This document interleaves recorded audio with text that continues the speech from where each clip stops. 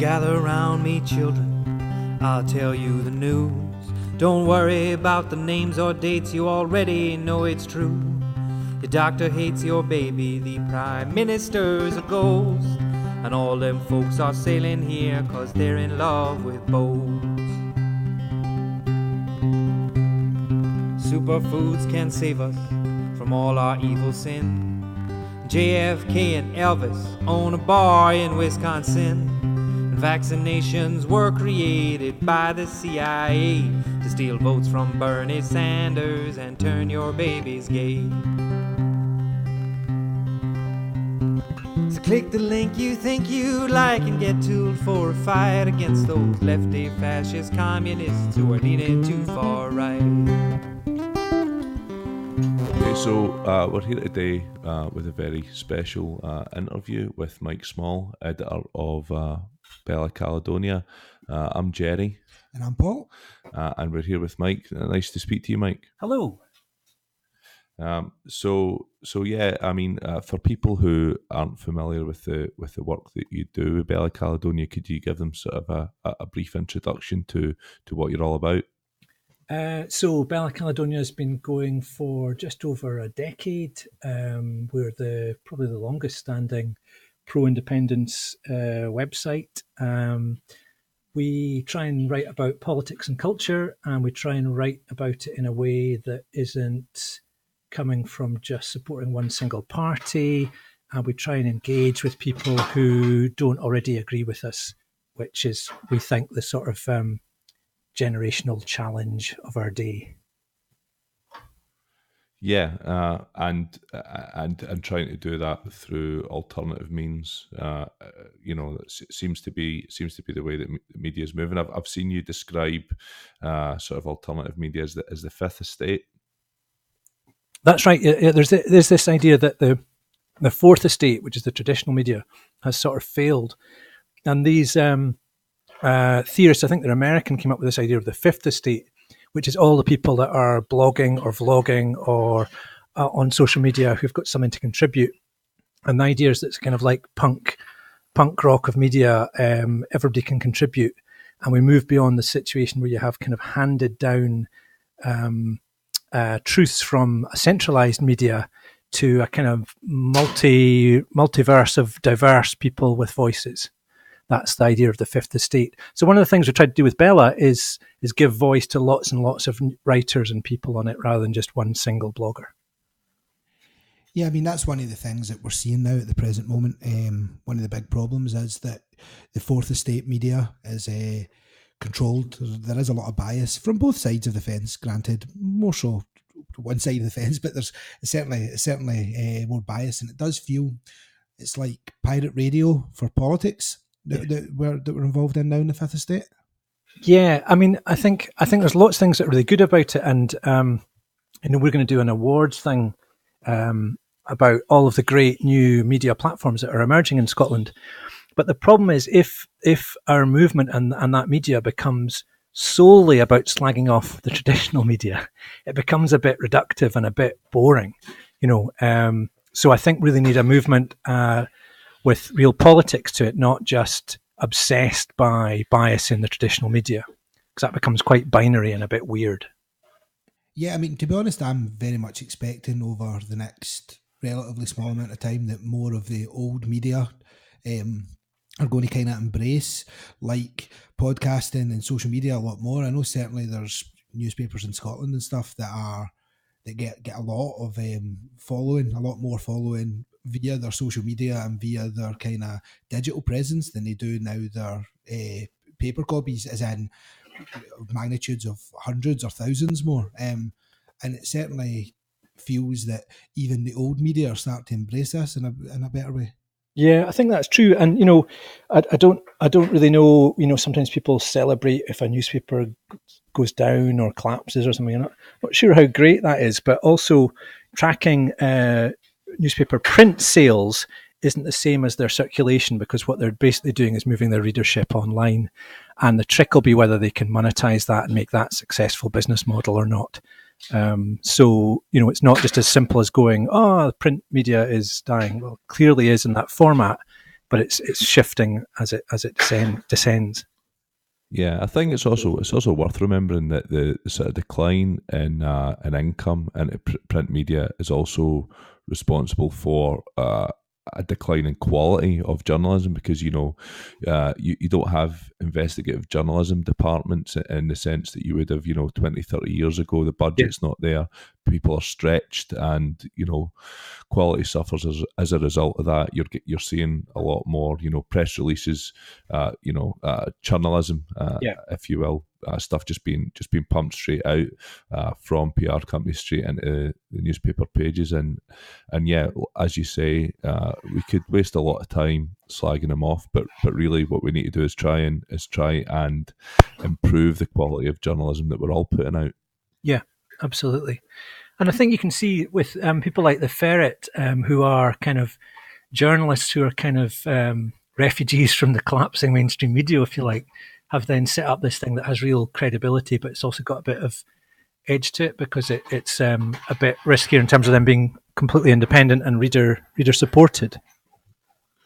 Yeah, I mean, one of the other dangers, certainly in my opinion, is because of pretty much what Jerry was talking about there with like the journalism type thing, you have less need or desire from a lot of the media to push out facts, to actually do a fact checking, to actually check the sources that are there. I think it's one of the advantages that you've got of this kind of new type of media where there's something for a lot of people to prove. So it's a lot more, the onus is on you to make sure that what you're putting out, the chance of you being called out in new media is much, much higher. Like the chances of someone posting articles that go against what you're saying or posting evidence that go against what you're saying is a lot higher. So it means that you have to be more like a journalist of old. You have to actually try and look at your sources and look at your evidence. That's right. And so this kind of binary of new media and old media is kind of false, because the old media is trying to mimic the elements of the new media that are successful,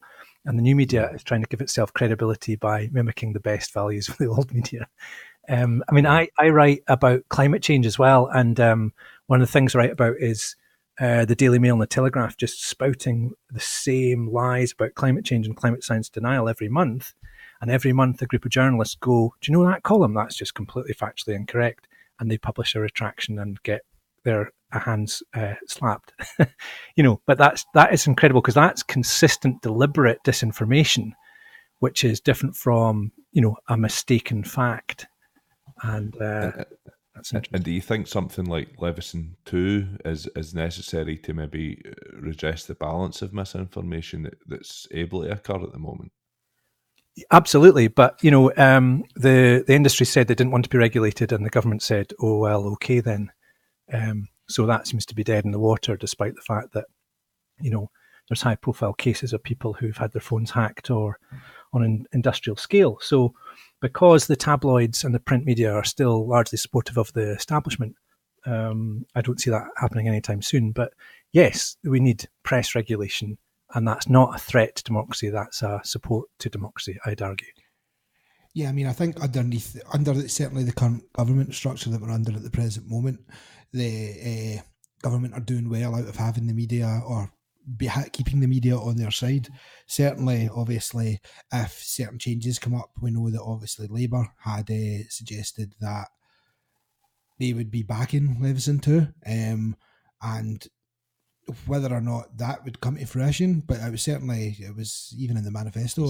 So whether or not it will be in the next manifesto would be interesting to see, because I think that one of the things that possibly Labour and Corbyn were going up against when they were running the election was the fact that they were in support of Leveson, which means the media outlets, it was within the interest of lots of media outlets to put out, to not push Corbyn's agenda, essentially, because it was going to have a knock-on effect to them. Absolutely. So, I mean, talking about Corbyn then, one of the things that we were chatting about earlier in terms of the independence movement in Scotland is that we've kind of seen these slurs and these smears before, right? So, what's your opinion on the sort of the anti-Semitism scandal that's happening with Corbyn at the moment? Well, it's kind of a bit obvious, isn't it? I mean, I think today they've said, look, this isn't going to go away unless you resign. And that's different from the message that they were trying to put out before. You've got to resolve this. I think it's a fictition. I think it's largely about the threat that they feel to the critique about Palestine. And it's kind of an old rump of disgruntled and redundant Labour right that is desperately threatened by the wave of democracy that's going through the Labour movement and the Labour Party. I think it's a shambles. I think it's a bit of a disgrace. I think it all seems very familiar to those of us in Scotland. And I think that there's a real need for us to kind of go, okay, well, what's going on here? And what's going on here is that this is the British state and this is the British elite. And we need to be mature enough politically to go, I might not agree with Labour. I might not want to vote Labour. I might not be convinced by Corbyn, but I can still see a similar process and a similar phenomenon going on here. And so I can make some common cause. That doesn't mean you're going to vote Labour, doesn't mean you're going to sell yourself out, just means you can understand the political world that we're faced with. And I think too few people are able to do that. And too many are just like kind of viscerally, tribally anti-Labour in a way that is just kind of immature. I mean, certainly so from being up in Scotland, from being Scottish and being around during the independence referendum, one of the things that I think is a big tell more than anything else is, so obviously, certainly from where we grew up in what would be classed always as a Labour stronghold. I mean, we're literally along the road from where Keir Hardie comes from. Right. You couldn't actually get more Labour. Obviously, you could see the Ravenscraig from pretty much everyone's back garden. And the fact that they've now moved not just away from the SNP, but to the SNP, sorry, but they've moved so far away from Labour that like they now hate Labour on like essentially the two parties in Scotland that people would now consider voting for in most cases are either Conservative and SNP, and Labour is almost dead in the water in Scotland. That's purely down to policy though, and we can't really blame the media for that. That to me is something that Corbyn has to look at moving forward if he wants to get any traction in the next election, because the difference in the way that the SNP and Labour are now viewed in Scotland is it's quite a strange thing for us to be witnessing. And I mean you can see the decline, from Donald Youre, whatever you thought of his politics, just as a kind of credible operator, leader after leader after leader, and that's entirely on Scottish Labour's terms. That's not a media invention or a media sphere. I completely accept that. I suppose what I'm saying is that we should be able to see some solidarity between people who need defended in urban England and in Scotland and are operating under Tory rule. And I don't get it how, you can't vote SNP in Liverpool or Newcastle or Brixton. So we need to be able to have some way of going beyond the party tribalism and go, all right, well, these are people suffering from austerity in England and we must be able to make some common cause. That's where I'm coming from. Yeah, I would agree with that. I think you could probably make the argument, though, that the SNP have attempted to reach out an olive branch publicly, in the last general election. They've been prepared to say, if it came down to it, we'd be prepared to sit and talk about a coalition with Labour. Labour obviously have completely ruled that out.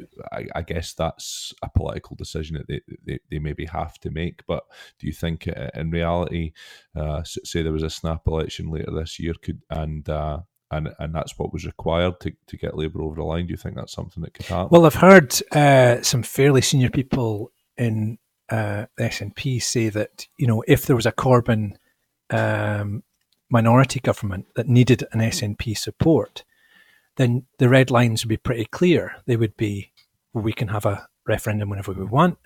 Or, there's a number of areas where you could say, well, you need our support and this is the deal.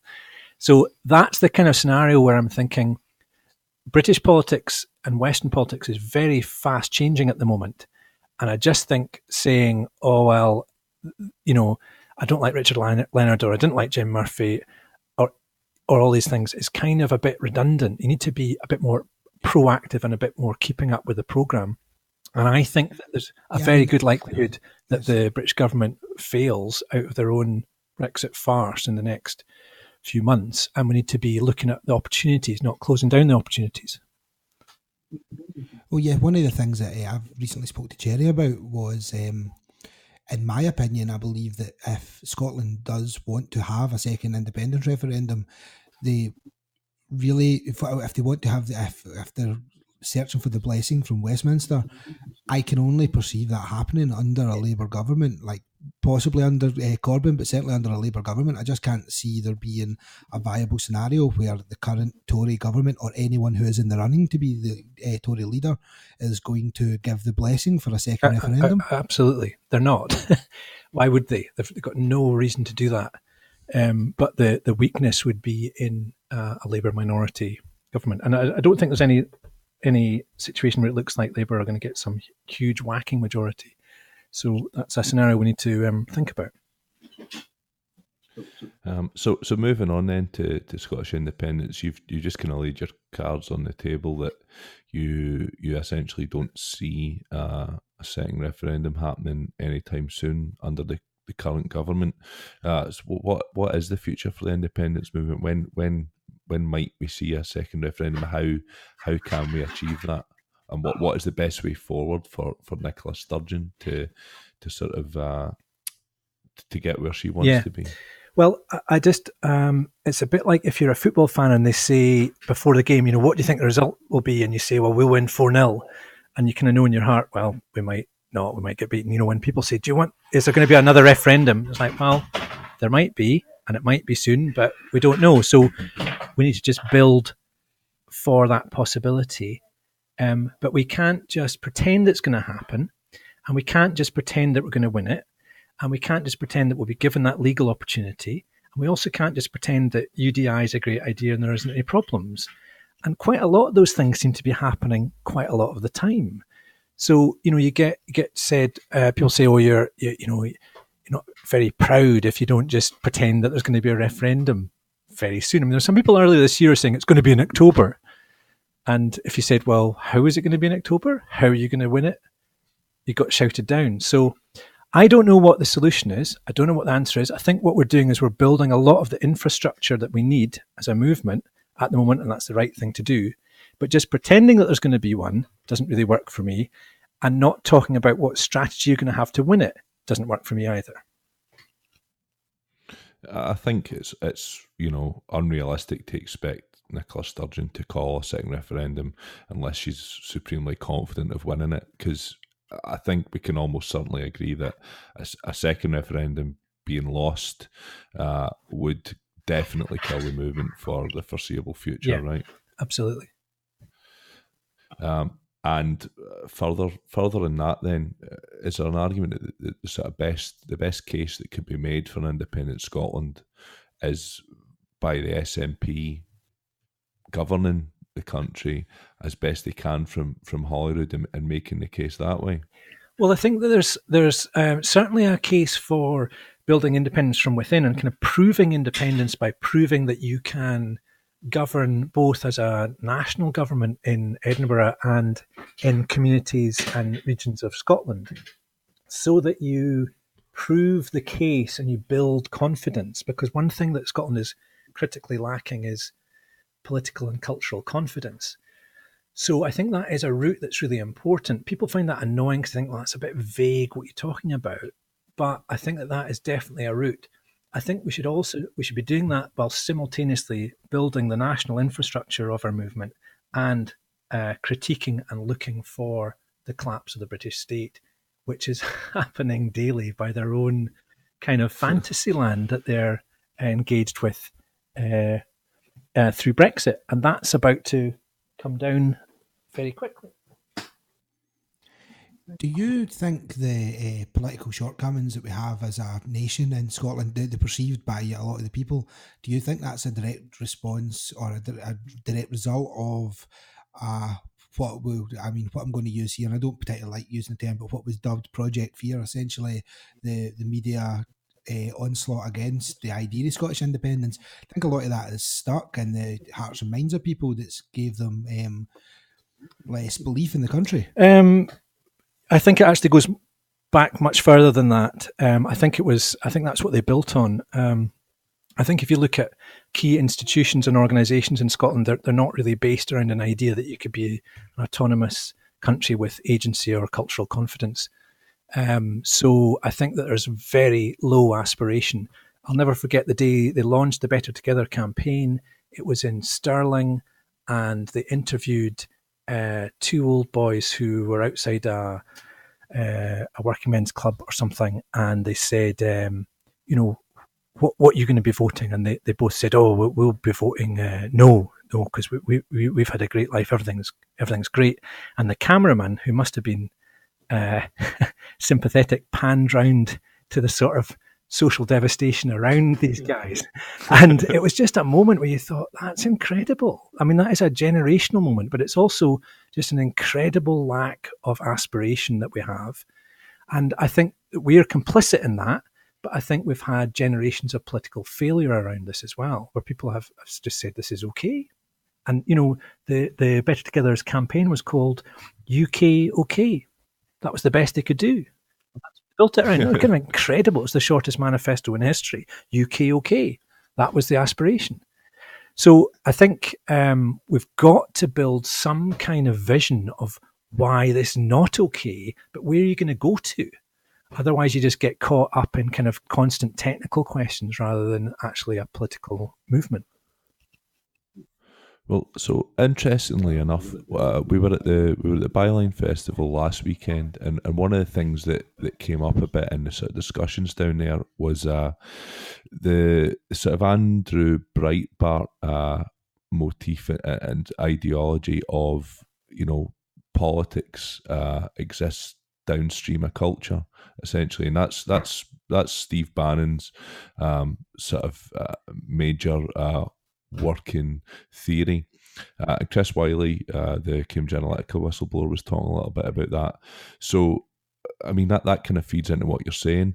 If the culture is already embedded that we can't be better, that this is the best we can look forward to, then the politics falls on for that. So, as you were saying before, by building a better culture and a better infrastructure and a better confidence in the idea that Scotland can be better, you would hope that that would eventually feed down into the political ideas of the majority of people here. Yeah, I think so. I think culture is hugely important, and it has been, certainly there's been a lot of writing about how fiction and writing was really important to get us to devolution.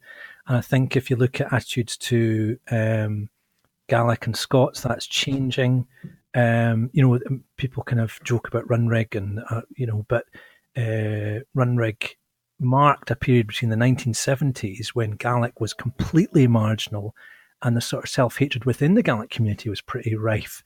And their journey in that period of time is kind of incredible and marks cultural resurgence.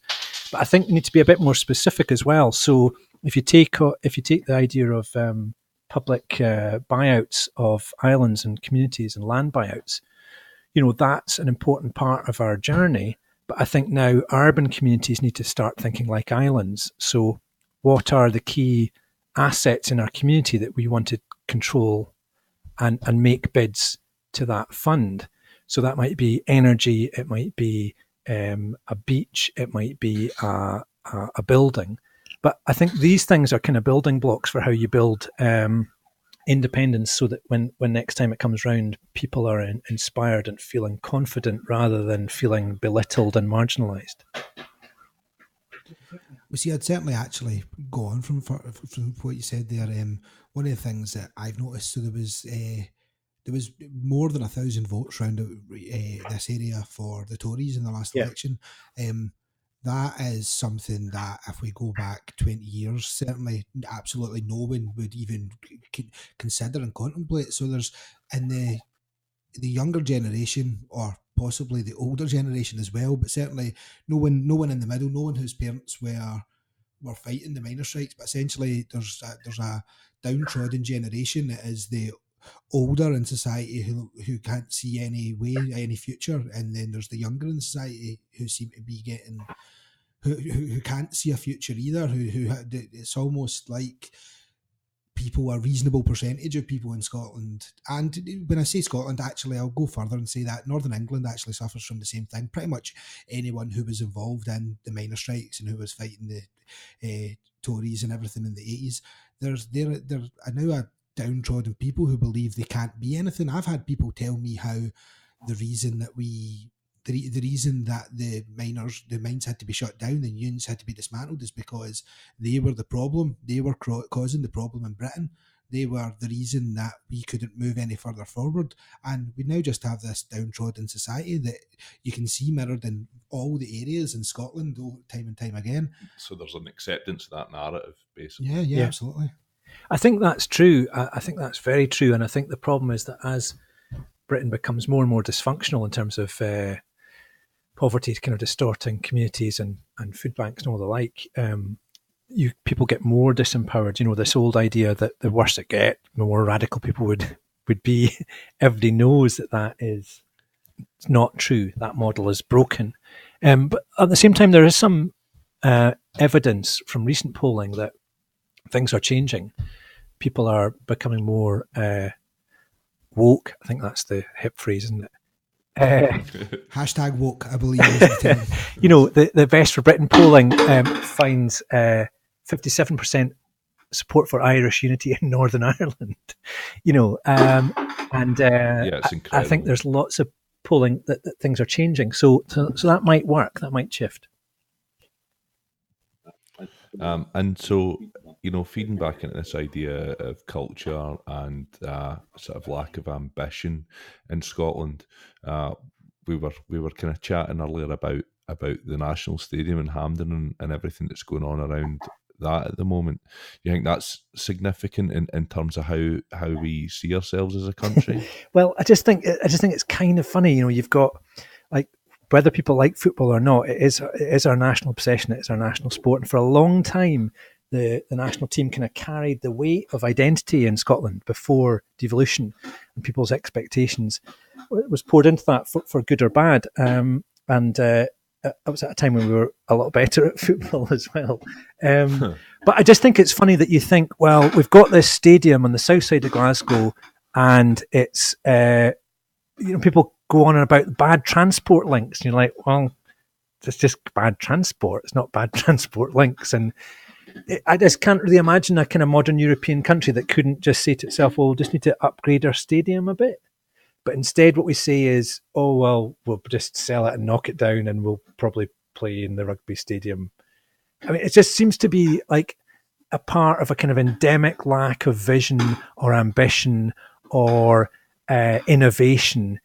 And the discussions online are hilarious because people say, well, I just can't get to Hampden. You're like, well, you can't get to the south side of Glasgow.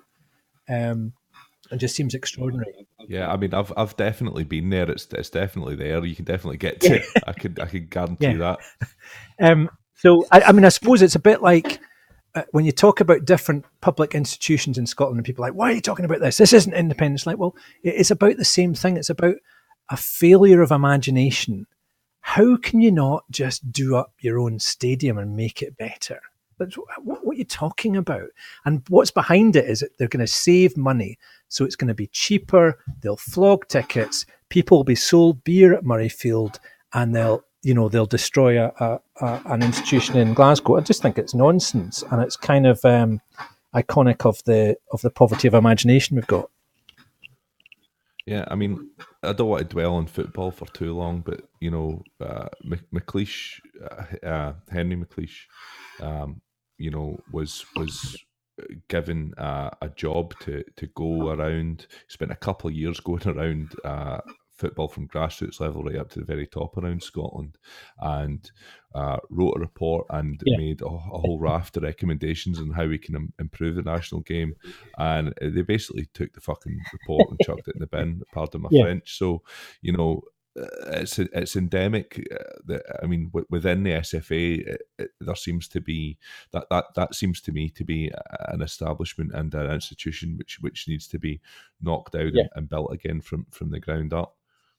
I mean, look at the culture difference between England and Scotland again. Here, England football is coming home, and Scotland at this rate won't have a home for football to come to. It's such a strange fucking thing. Off. Football's going to Moneyfield, which is it's just a strange difference, and it's a good comparison of the way that there's belief in the country in England. That, I mean, there's hopeless belief in the country of England, believing that they're going to bring back the World Cup pretty much any time that they play an international game. Scotland, we go into a game presuming that it wasn't that bad a loss. It's an interesting juxtaposition between two very different types of patriotism, in a way. And I was kind of reading a thing about this today. Patriotism at the moment in politics is very much the territory of the right wing, but I think in Scotland the kind of patriotism that we have around the independence movement is a type of progressive patriotism, in a way. It's forward thinking, it's inclusive, it's about equality. Anyone can be Scottish, whereas in England the patriotism that's kind of rife down there at the moment is a very different animal. Well, see, I would say not even just England, and I would like to actually hear your opinions on this, but around the world, you have a very strange scenario, in my opinion, in Scotland, where if we use left and right as an example at the present moment, patriotism generally frequently falls on the right wing. It's usually attached to nationalism and what eventually becomes things like xenophobia and racism and stuff like that all gets attached into that whole patriotism, usually if you look at, say, America or England or something, for example. Whereas Scottish patriotism is if you're like right-wing and nationalist in Scotland, you are British and you support Great Britain. Like, Scottish patriotism is a very left-wing kind of socialist ideal. It's very different from most places. Would you say that's absolutely true, though? I mean, there are expressions of right-wing nationalism within the nationalist movement. Okay, so we're talking about Seol Nangadil here? No, not really. Not really, actually. I'm talking about the people who just don't want to have any kind of internal criticism and are obsessed with sovereignty as the point of change. And I think some of that element is unconsciously right-wing and won't accept that. And I think the movement needs to go, all right, actually, that is right-wing. Well, that's a fair point. I suppose an English sentiment, Scottish nationalism is kind of uniquely romantically left-wing throughout its movement, doesn't actually bear scrutiny. I think if you begin to look at it, it doesn't add up for me. I think what I was getting at is that in order for the left to win generally, not just in the UK or Scotland, but around the world, there needs to be a sort of a retaking of patriotism to make it something different, to make it something else, to make it something more inclusive. Because I think we're in a position with a lot of different ideas, such as free speech as well. I think freedom of speech has become suddenly the preserve of the right wing, and it's the right wing who are who are defending and championing freedom of speech. But realistically, that's something that we on the left can champion in our own way and in a different way. If we want to see sort of socialist ideals and socialist movements win in power, we have to try and make them as inclusive and appeal to as many people as possible. And as can we try and do that in a way which doesn't become tainted and doesn't become ethno-nationalist or fascist or xenophobic?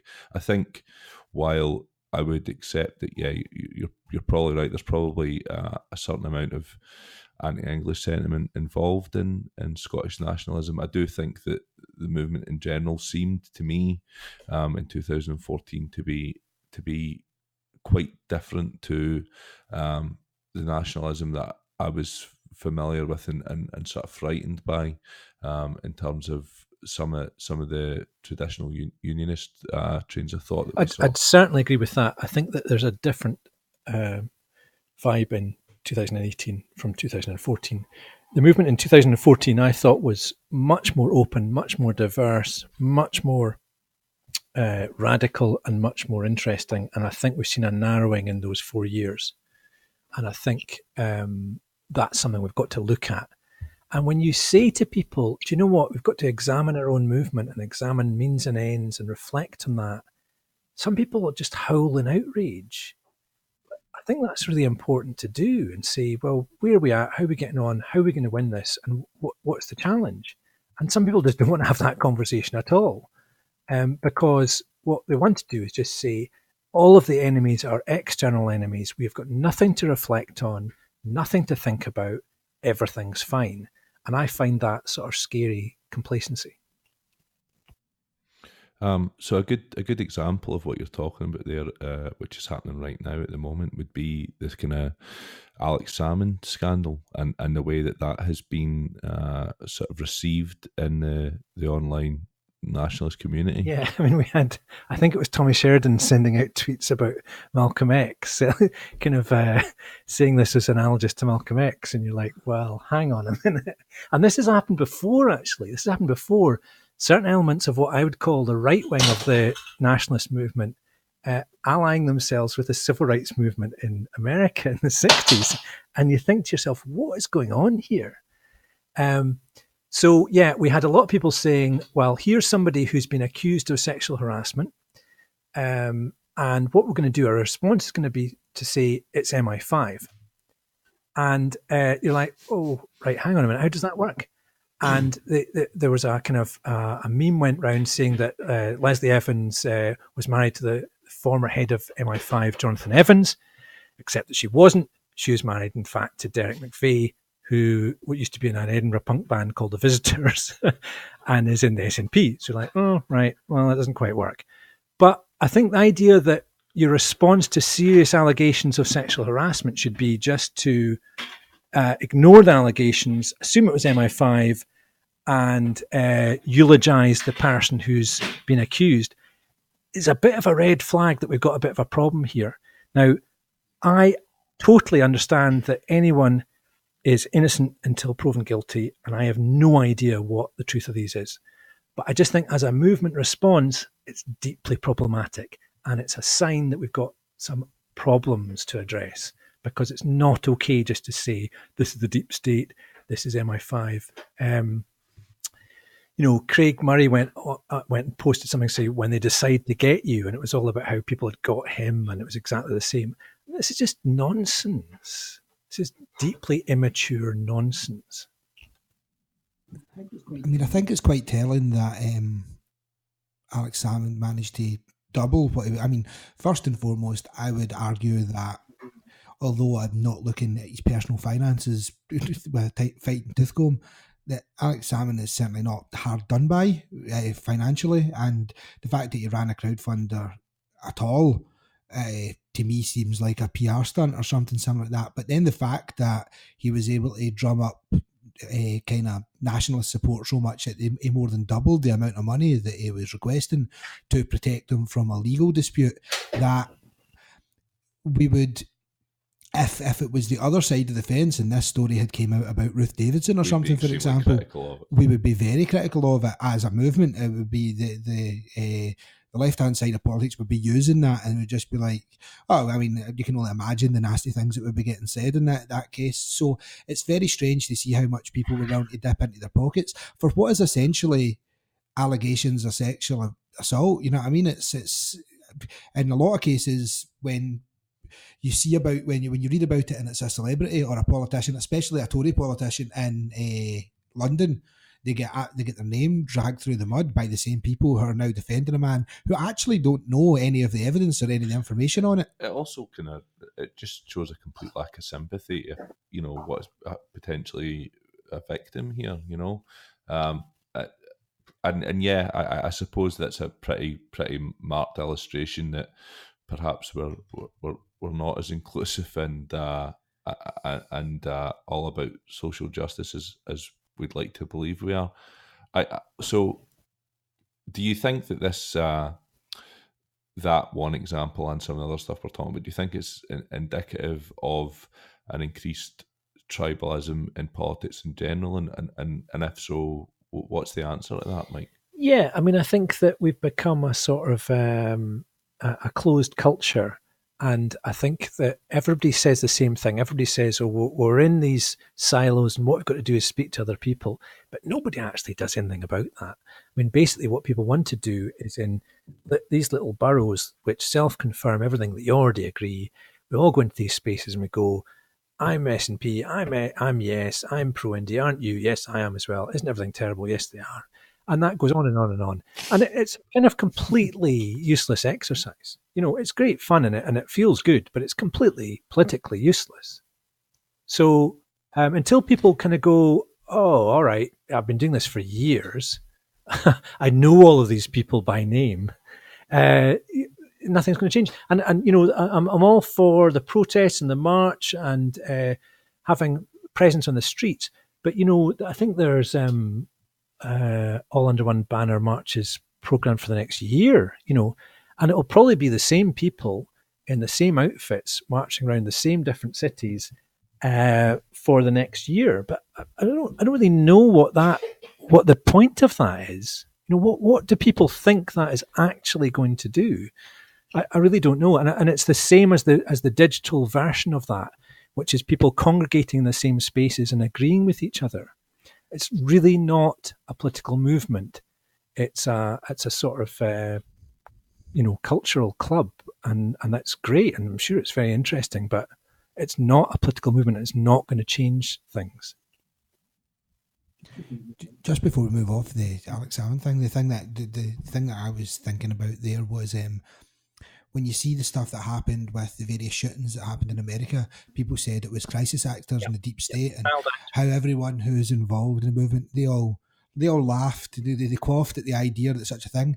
And fundamentally, it's not really any different when they're talking about Alex Salmond. It's the exact same thing, really. I mean, I know in one case you're talking about sexual assault, in one case you're talking about a high school shooting, but the basis that they're coming after our leader and they would say anything to do it, so we will support them in any way, it's a ridiculous thing to witness. It's the sort of behaviour that we would find farcical and hilarious if it was Trump supporters who were pushing that sort of conspiracy theory.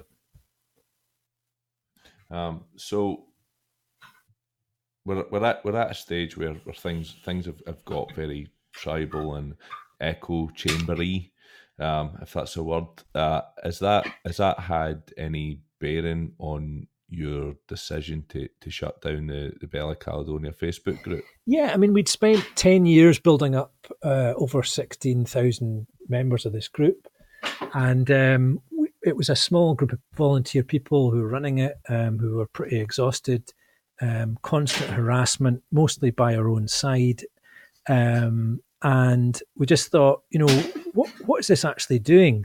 Are we speaking beyond our tribe? Are we speaking beyond our bubble? We sort of thought, we're not really, are we? So if you ask the question, you know, how could a small group of people, a handful of people, advocate or communicate with people about what they think are important politics? Would it be spending large amounts of time running a Facebook group? Answer, probably not. So it was partly because Facebook itself has been sort of undermined by its own dark forces, but also just looking at the reality of a very small group of people who are volunteers. And it was quite funny when we posted this.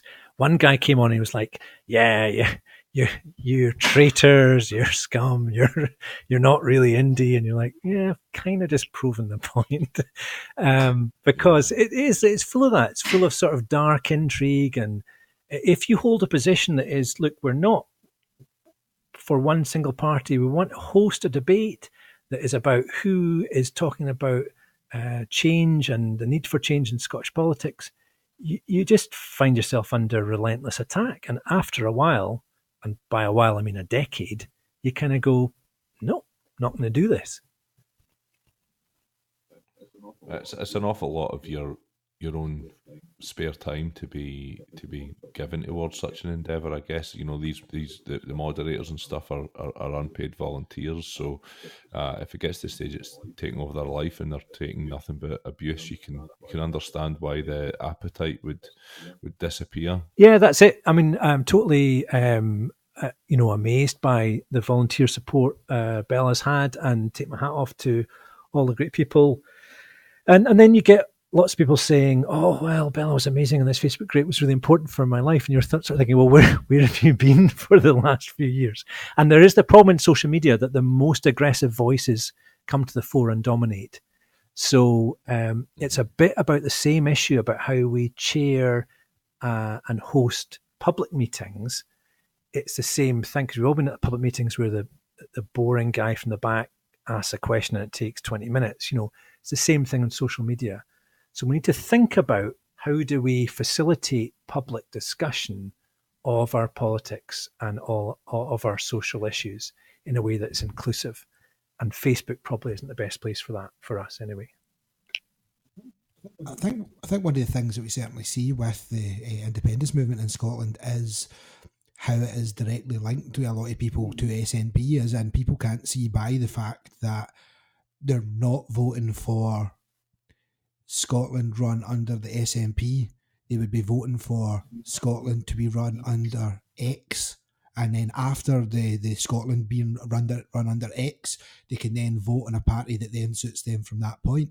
And this has become very toxic in the movement, where essentially lots of people, not everyone, granted, but lots of people in the movement are now very, you are voting independence, you are voting for SNP, rather than you are voting independence and then you are going to vote for Labour or Tory or Green at the other side of that. This came out, I interviewed Alex Salmond a few years ago, and he was really explicit about it. He was saying, we can't win as a party, we need to win as a movement. And we know this, and we acknowledge this. And so it's quite a contradiction when you hear people saying who are diehard SNP or Alex Salmond supporters who say, no, we've got to be purely party supportive. And you're like, well, but your own leader at that time says explicitly the different from that. So it does get quite complicated. And I think this is part of confidence and cultural confidence and political confidence. People need to build up so they're able to express their own independent thinking and not just project it across to somebody else. I was at a meeting a couple of weeks ago about Catalonia, and the issue of currency came up, and I asked one guy afterwards, what do you think about the currency issue? And he just said, well, what does Alex say? And you're left kind of going, no, but you're a person, you're a citizen, you're an individual in this movement. What do you think? And this is what Bella's about, is really you won't get independence if you don't have independent thinking. You won't have independence unless people are critical thinkers and actors in their own society. And so there's a bit of a paradox running through this, that if people are just giving up their own agency to projecting onto some party or individual, that's not healthy for the movement. No, and essentially if people are willing to let all decisions be taken out of their hands, then in 50 or 60 or 70 years' time, in an independent Scotland, we could just find ourselves in the same position of apathy and complete failure to be able to engage with politics that we have now. I mean, essentially, you should be looking at independence as an opportunity to wipe the slate clean and build a nation and a constitution and a political system in whatever image you wish to see. Totally. Right? Absolutely. I mean, I think there's huge opportunity for that in terms of how we build up our currency, our social policy agenda, our constitution that builds in rights, that isn't about some romantic past, but is about a kind of future contemporary European country. And I think that one of the good things, I think there's a lot of negatives at the moment, but one of the good things that's happened in the past few years is that a lot of the main cases for the 2014 Better Together argument have just been completely demolished. If we were to have another referendum, you couldn't put forward a case for Britain being a multicultural, forward-looking entity. It's just nonsense. member of the You know, EU. You can you know, forward, you remember the yeah, EU. or a member of the EU. All sorts of like the main planks of their argument have just been completely destroyed. So we would start the debate completely afresh, and I think it's just a case of building a positive vision. Okay, so one potential stumbling block and one potential negative that's been brought up a lot in the past week or two was the latest Youre figures, and we had a lot of talk about the budget deficit in Scotland. So what would be a practical answer to people who are worried about the economic case for an independent Scotland? Well, I think Britain is a economic basket case, and Scotland's an economic basket case within the current union. That's all that the Youre figures really reflect. And Scotland has done much better within that, with a form of devolution. But I think we need to look deeper than this, that there are economic collapses happening in Western society because our systems don't work. Our economic system is fundamentally flawed.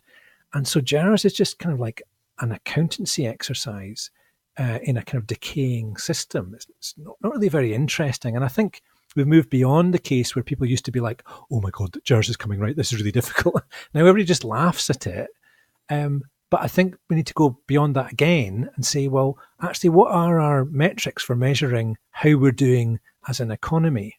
You know, what is useful to measure as our economy? And I think you look about deeper issues about ecology and about biodiversity and system collapse, and you sort of say, yeah, it's probably more important than some of the measurements that Youre reflects.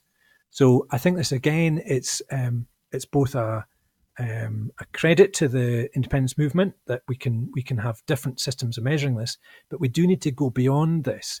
So we can't just say, right, we'll have North Sea oil and we'll open up the west oil fields, and we'll just like, hang on a minute, that doesn't work.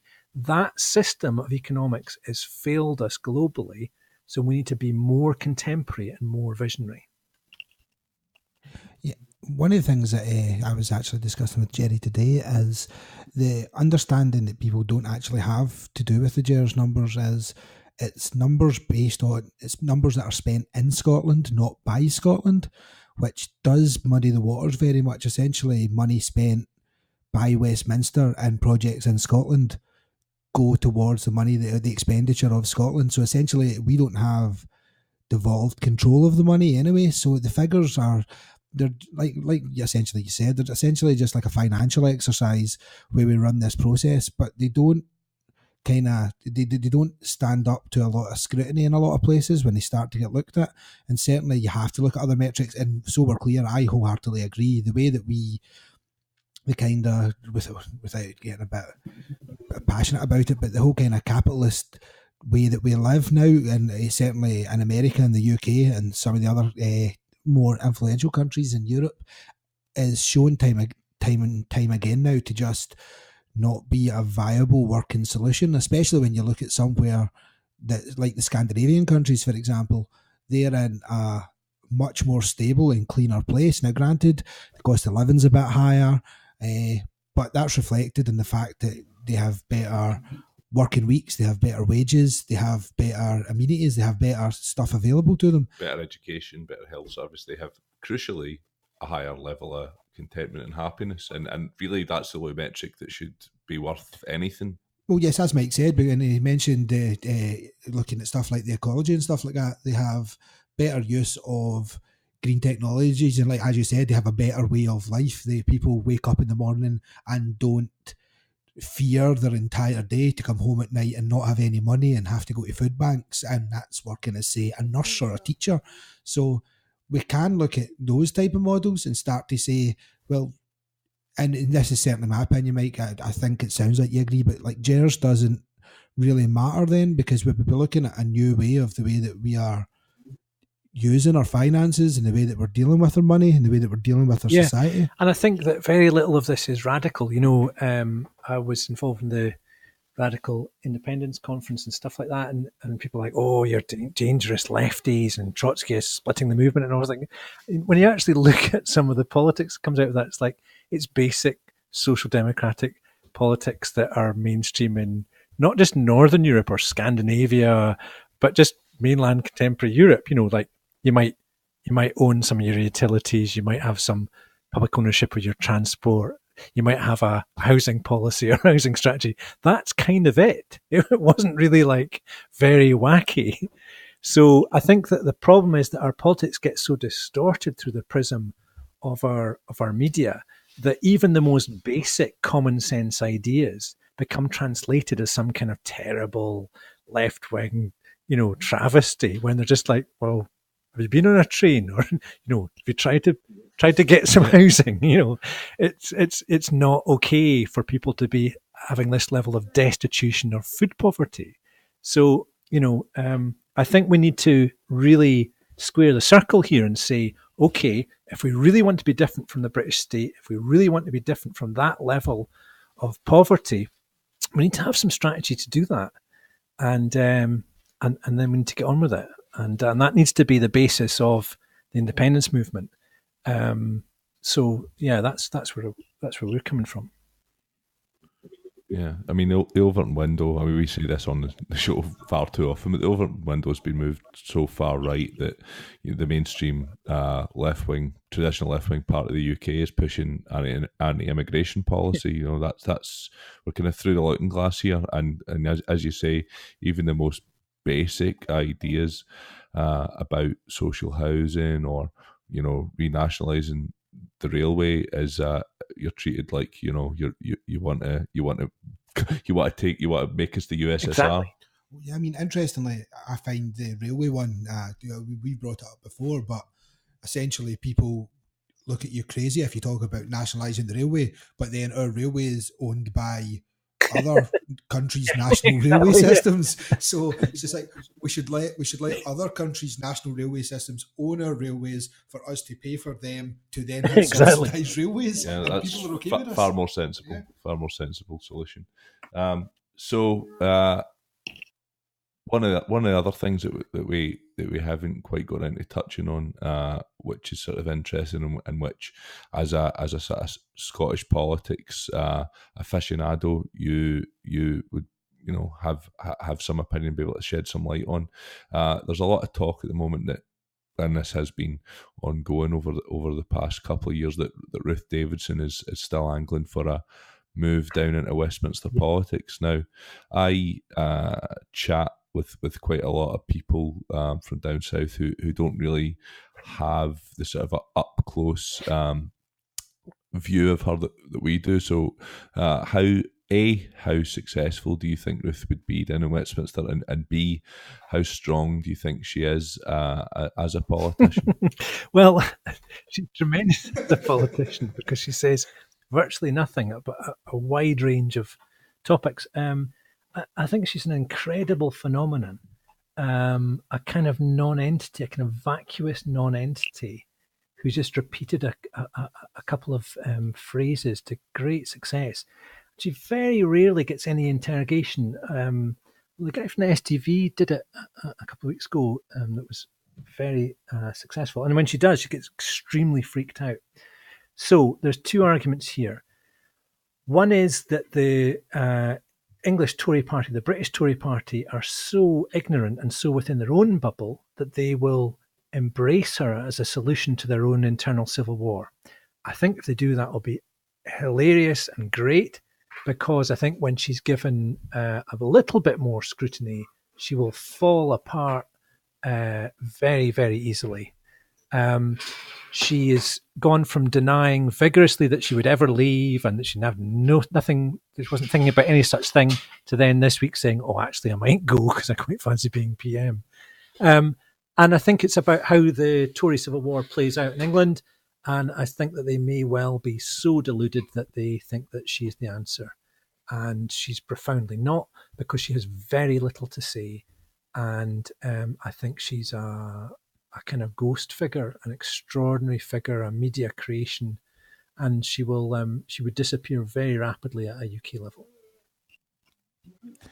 See, to me, there's in the current climate, I just can't perceive the kind of staunch Tory voting, like kind of middle Englanders, to be okay with being ruled by a female gay Scottish woman. I mean, all those things together just seems like she would be, although she's not going to appeal to their core demographic. Yeah, exactly. Their core demographic doesn't really. I mean, and to put into perspective the other side of that possible bid for becoming the new PM, if we take Theresa May out of that, is some combination of Boris and Jacob Rees-Mogg, two of the least female gay Scottish people that exist on earth. It's just the two sides of a very strange coin in this scenario, where the fact that she would even humour the idea, like essentially entering, if you will, the big leagues and going down there and trying to make a name for herself, but also going up against the people that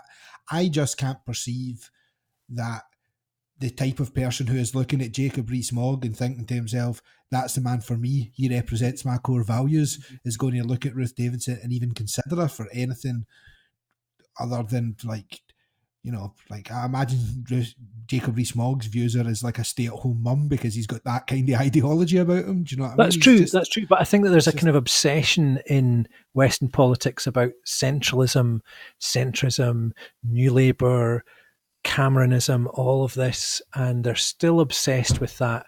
And so she would be presented as a kind of somewhere between a Merkel and a Macron. There's going to be a joke in there somewhere, but it's you know, a Merkel. I think. I mean, you know, I can tell you there's a lot of places that I never want to find myself in, somewhere between Merkel we're and Macron. not going to go there, but you know what I mean? There is this idea that, all right, well, what we need to do is reposition ourselves, and I'm sure they could end up convincing themselves that actually she was the solution. Yeah, she was the answer to that. I suppose, granted, you could say that she was a liberal option for a right-wing party. Do you know what I mean? A tokenistic figure, that, and I think the point that you make about her really not standing up to any sort of pressure or scrutiny in interviews. Did you hear the one that she did with Emma Barnett on Radio 5 a couple of years ago? It might have been a year ago, actually. It might have been during the run-up to the Snap election. Was that the car crash one where she fell apart? Absolutely awful, yeah. And I mean, granted, Emma Barnett is a pretty tough interviewer. I saw her replacing Andrew Marr on the Marr Show a few times over the course of the spring and whatever, when he'd taken not well. And to me, like, she should be in line for that job when he does decide to call it quits, because she is good. But yeah, Ruth Davidson was just incapable of handling it.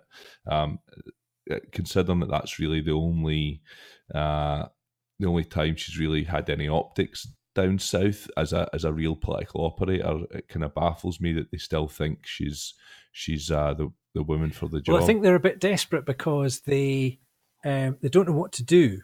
Like, we've got systems failure across the board. They've engaged in this nationalist fantasy that's collapsing before their eyes.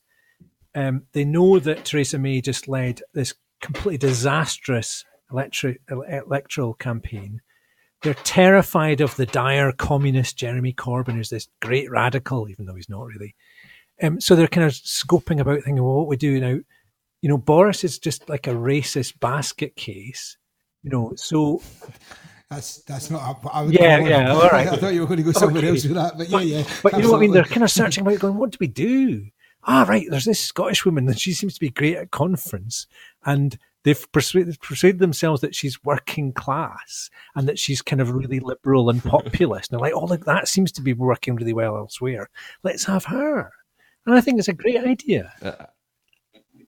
I guess they're also looking at it for the point of view that, you know, they've had absolutely zero success in Scotland for so many years, and all of a sudden, under Ruth, they've had this resurgence as a party, and they're sort of ignoring the fact that that's really got absolutely nothing to do with her.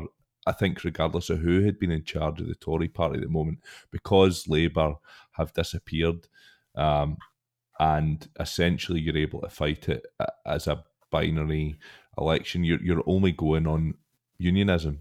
If you push the unionist buttons, you are going to get a certain segment of the population that is going to vote Tory regardless, because it's who they going to identify with for the time being up here. And she's the opposition, really. I mean, like, she has been the opposition leader in Scotland, because at one point when you had her, Dugdale and Sturgeon, Ruth Davidson looked good in comparison to Dugdale. I don't know if that's... You're ignoring Willie Rennie here. What? Well, there you go. Exactly. So very remiss of us. But that's exactly it. I mean, if you look at who she was going up against, certainly, it's not difficult for her to look like the best of a bad bunch with regarding the opposition to the SNP. So they'd probably look at her and being like, well, you know, people are talking about her. People know who she is. She's involved in politics, but it's almost like she's involved by default because she was the least useless of a useless bunch. If we were going to flip that for a moment, if we can imagine a scenario whereby perhaps someone like Nicola Sturgeon had been a Labour politician, do you think could you envisage a sort of parallel dimension where Nicola Sturgeon might have been the answer to Labour's woes? Well, I think Scottish Labour in particular, UK Labour as well, have been not great at choosing their leaders. And I think that you've just seen a descent every time. I mean, I think Richard Leonard's probably got more integrity than Jim Murphy, but he's not very credible. You know, he keeps getting sort of basic things wrong, and I think he's failed to both, you know, capture the Corbyn bounce or reflect that in Scotland, or change or be dynamic. And so you could have had a Sturgeon figure who was charismatic in Labour, who could have captured that, but there's no sign of that. And I think there's a limit to charisma politics. You know, if Labour can't respond to or change their constitutional prospect, they're kind of in a box, and that's a box with a couple of other parties that have doomed them. So that's not going to change. And I don't think even if you had a fantastically charismatic person, that's really going to change. I think they need to think dynamically about where they are in the Constitution. And I think just trundling out Gordon Brown or retreading federalism doesn't really do it. But I do think that there's people, you know, in senior parts of the Labour Party who are sort of saying, well, we need to do this. We need to shift this. And there are some signs of that. I mean, there certainly are. I was recently talking, I was in a meeting with the Labour councillor for this area. I don't know if you're aware of her, but it's Angela Feeney. She is certainly a Corbynite, would be what she would be described as in the media, but she is a left-wing Labour, well, hopefully MP. She hopes to be an MP, certainly anyway. But she and a few of them are very aligned with Corbyn's ideals. I mean, I believe that we probably have to hear from Corbyn's mouth relatively soon that he is interested in kind of shaking up Scottish Labour, because I imagine you are more than aware, and you see this quite a lot, that Scottish Labour are fundamentally just viewed as a red faction of the Tories at the present moment in Scotland, because they were so adamant in their political stance regarding Scottish independence. They kind of by default took lots of policies in line with the Tories, just so they were against the SNP regarding independence, and that's harmed them more than I think possibly anything else could have. I guess the other thing for Labour in Scotland, in terms of the Constitution, if they were to take a stance that, you know, they are pro another referendum or pro the idea of independence going forward, that may be a vote winner for them in Scotland, but the optics of how that would play out in the media down south would obviously be to their detriment.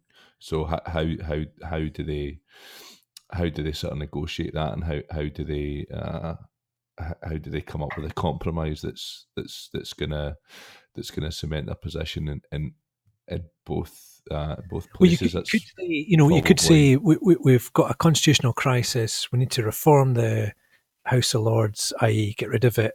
We need to, we're Republicans and we want to be, we want to collaborate between Republican countries. You could take a really radical route and say, well, of course we'll give self-determination because self-determination is part of a Labour socialist tradition. You could articulate that. It's not within the realms of possibility for them to do that. Now, I know they're not at that space yet, but it is within their tradition to support Catalonian self-determination, support Nicaraguan self-determination, and support Irish and Scottish self-determination. That is possible within a Labour tradition. And it may be that if the British state collapses in the way that it might do, that is what emerges. Do you think that Scottish Labour, and more importantly UK Labour, if they were just to take a stance of we would be willing to certainly humour the idea or sit down and discuss the idea of a possibility of a second referendum, that would pay forward tenfold for them when it came to the next election, if they were just willing to say we will consider it after we're in power, or even put in their manifesto that they would sit down and have actual discussions or think tank it out. I think after they got in. People like Paul Mason have said, I think what we need is a radical ask, offer to Scottish nationalists in our manifesto for the next general election. And quizzed, what do you mean by that? He sort of says, well, you can have a referendum whenever you want. We will talk about the constitutional change, So, and he's somebody who's quite close to, the top of Labour. And I think that's not without, it's not crazy thinking to think that things might change in that way. Yeah, I think looking at Corbyn's sort of political history, you could probably infer that in principle he would be in favour of Scottish independence if that's what the people of Scotland wanted as well, He's shown himself in the past to have been in favour of independence and Republican movement, so I could perceive that might be where his allegiances would sit. Anyway, it's been really good talking to you, Mike. I would just ask one question. I think everybody will want to hear this before we go. You are going to continue with the website. You are going to continue producing content for us in other mediums, right? For by the closure of the Facebook group. Absolutely, yeah. No, we're growing, and we're looking forward. We're going to publish a new book on Catalonia and Scotland in the next couple of months, and we've got all sorts of plans. Our idea about closing down the Facebook group was just strategic, and it's about how do you embrace the idea that you've got to talk outside your community and you've got to broaden that debate. So absolutely, we're going to be around for another 10 years or more. Ideal. We might even manage to convince you at some point to do a guest piece for us, do an article for our website on Scottish independence. Yeah, ideal. So yeah, I think that's us done for this interview. Yeah, so thanks for talking to us, Mike. Great chatting to you. It's great. Speak to you soon. Thanks a lot, man. Bye.